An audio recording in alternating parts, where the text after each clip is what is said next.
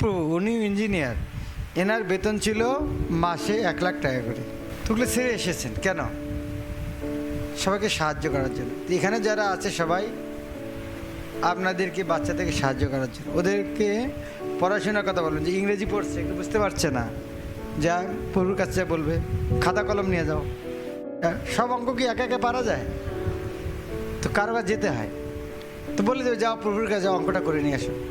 সব এনারাও খুশি হবেন, বাচ্চাদের ভালো রেজাল্ট হবে, আপনাদের আনন্দ লাগবে।